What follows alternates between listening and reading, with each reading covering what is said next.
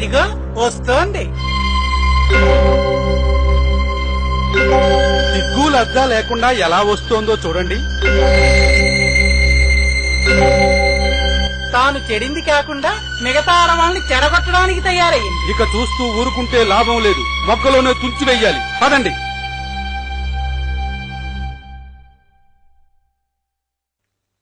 ఆగవే, ఆగు.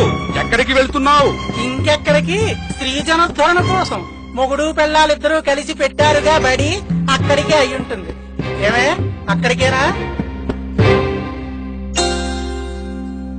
అవును.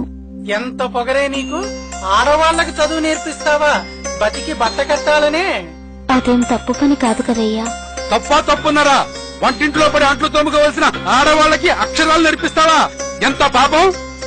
స్త్రీ చదువుకోవడం పాపమా? అవును, మహాపాపం. తప్పండి. మీలాంటి విఘ్నులు అనాల్సిన మాట కాదు. ఓహో, మా విజ్ఞతనే వేలెత్తి చూపేంత గొప్పదానివయ్యావా? అయ్యా, నేనేం గొప్పదాన్ని కాదు, సామాన్య స్త్రీని. మీరంతా పెద్దలు, వేదాలు చదువుకున్న విజ్ఞానవంతులు. ఒక ప్రశ్నకు సమాధానం చెప్తారా? మమ్మల్నే ప్రశ్నించేంత సాహసమా నీకు? తెలియందడిగి తెలుసుకోవడం తప్పు కాదు కదయ్యా. సరే, అడుగు. స్త్రీ ఎందుకు చదువుకోకూడదో చెప్పగలరా? నా స్త్రీ స్వాతంత్ర మరహసి అన్నాడు మనువు. చదువు నేర్చుకోవడం విజ్ఞానానికి సంబంధించిన విషయం.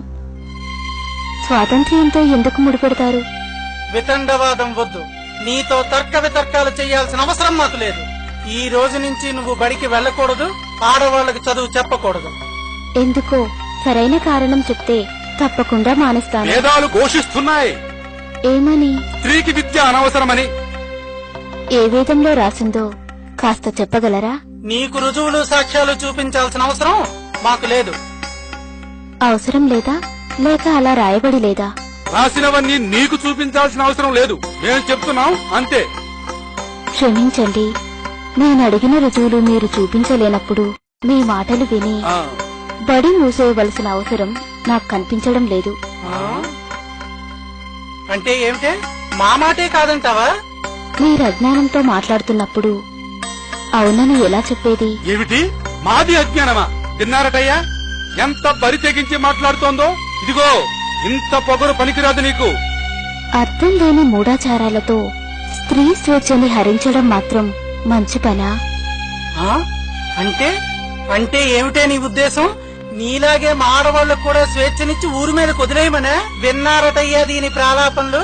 దీని మాటలు వింటే మీ ఆడవాళ్లు మీతో సంసారాలు చేస్తారా? దీనిలాగే బరి తెగించి తిరగరు.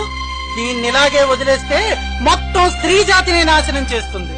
నీ జన్మ తగలడా? ఇది ఒక ఆర్జన్మే. మొత్తం ఆడజాతినే నాశనం చేయాలని చూస్తున్నావు కదే పాపిష్టిదానా?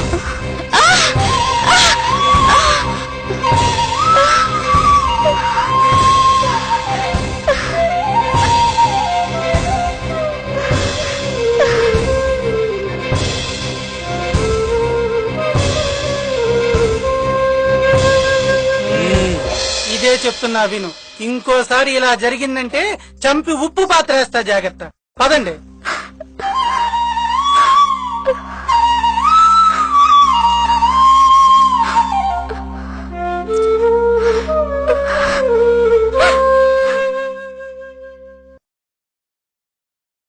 కలముని గట్టిగా వాడిన నేడు విత్తులో వృక్షాన్ని చూసిన దృష్టిని